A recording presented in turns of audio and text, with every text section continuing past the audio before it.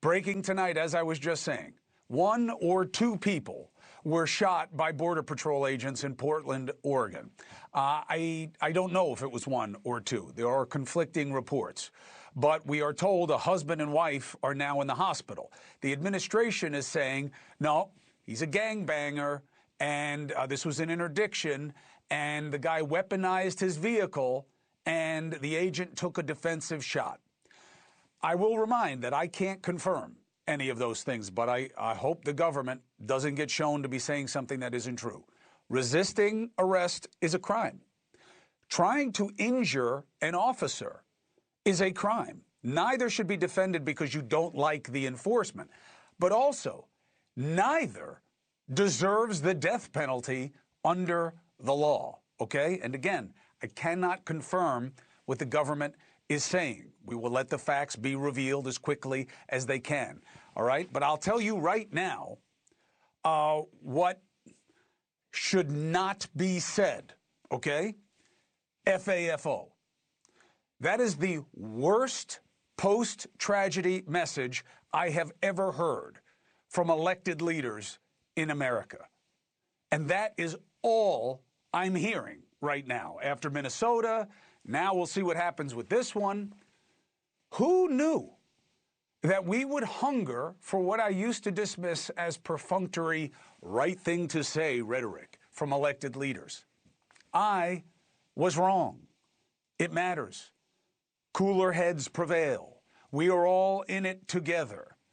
It matters in times of crisis. It reminds people to be something other than the emotion of the moment. Not here. The Nazis are coming. Kick them out. And FAFO.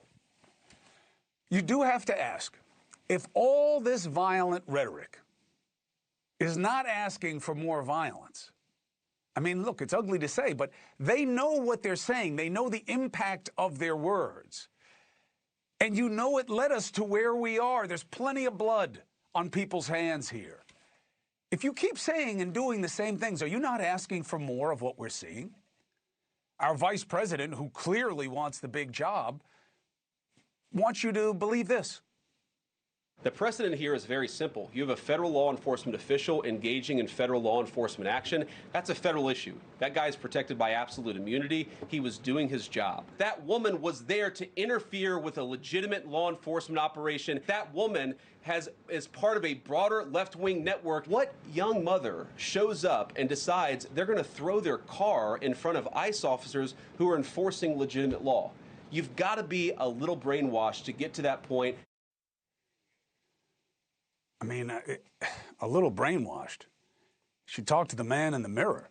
I mean, how does he know any of the motivations of the woman? And he's judging someone who was shot in the head for going to protest ICE as a mother and as a human when he doesn't even know what's going on? Let's stick to the law. The vice president's take is a waste of his Yale degree. If you think an ICE agent can kill an American mother and get immunity, you don't understand what you're talking about. Now, he may be referring to immunity from state prosecution. Maybe, but he was unclear at best. Look, I guess he could have immunity if Trump pardons him. I mean, would that really shock you? So, here are the key factors on the shooting. We'll get to the politics. Renee Good, that woman, according to the vice president. She has 3 kids, 6, 12, and 15. They are all now without a mother and a father. The father died earlier. Nothing to do with this, obviously. The mother is dead because of 2 choices. Her decision to try to leave in her car and the officer's decision to kill her. We all see what she did. Why he decided to kill her, that's the question. And we have new clues. I don't know what the president saw or what he was told, but the ICE agent was not run over, period, okay? He walked away. It is a fallacy that he was run over by the vehicle. Here are some new facts and factors that are not fallacious. The agent was reportedly involved in another incident where he was dragged 100 yards by a car and injured trying to apprehend a migrant. The DHS Secretary, Kristi Noem, used this as a defense of his actions here. but it goes to his judgment in a way that could work for or against him. It may make investigators believe it was reasonable for him, based on what happened to him before, to perceive serious injury here. But it could also be seen as a potential basis for an overly aggressive response. And if he was distracted by his past, does that explain his apparent neglect of procedure as a 10-year ICE veteran? ICE teaches not to directly go in front of the pathway of a car. Authorized officers and agents should avoid intentionally and unreasonably placing themselves in positions in which they have no alternative to using deadly force. Now, to you, does that explain the choice to stand in front of a car when someone is trying to leave? This idea is interpreted to mean in litigation that an ICE agent cannot create the situation that causes the situation where they need to use deadly force. Meaning, a factor in judging reasonableness is if there were alternatives the officer could have taken, like moving out of the way, which he did. 3, stick to the facts. The victim here should not be dismissed as that woman. She should also not be lionized as a hero for being killed while trying to flee as officers were directing her to stop. Okay? She's not a hero. She's not a domestic terrorist for being there either. And people who call Ashley Babbitt a hero but say this woman is a domestic terrorist, just stop. Don't you see what kind of blinders you have on? So here is what is clear about this situation other than the video. And as I've said before, and I'll say it again, the easiest thing to understand in this situation is the shooting, in my opinion. What is more difficult to understand is why we're continuing the real reason that we're here, which is not what the officer, the agent did, not what the victim did, but because ICE was once again sent in massive numbers to have an aggressive enforcement raid, but also as theater.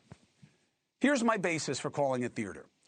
We keep seeing scenes like the one in Minnesota play out. Speaking of reasonable, you have to reasonably believe that when you send a ton of field agents dressed for battle into communities where there is conflict and emotion, now you can blame them for the emotion and their role in the conflict, but you know reasonably that these types of moments are going to happen. And you can paint the locals as the problem, but the question is, are you doing this to have the opportunity to paint locals as the problem? I stand by the position that law enforcement must be respected, and federal law is supreme in the land. But that does not mean sending 2,000 ICE field agents to a community roiled by George Floyd 5 years ago, and in the heat of this fraud scandal, was just, oh, we got to go, we got to enforce the law. Now, like this? FAFO. And by the way, that goes for Governor Walz's decision to bring in the National Guard. I mean, why are you suggesting that you may use them to oppose or remove ICE? Seriously? Why would you bring anybody else into this until you absolutely need to? How many officers and troops are our leaders going to happily compromise for political gain? There is blood on the hands of many in this situation in Minnesota, okay? No matter what is found in the investigation of the ICE agent who did the shooting, there is plenty of blood on other people's hands as well. And I'm telling you, we're going to see more. Look, I'm already right? It happened again in Oregon.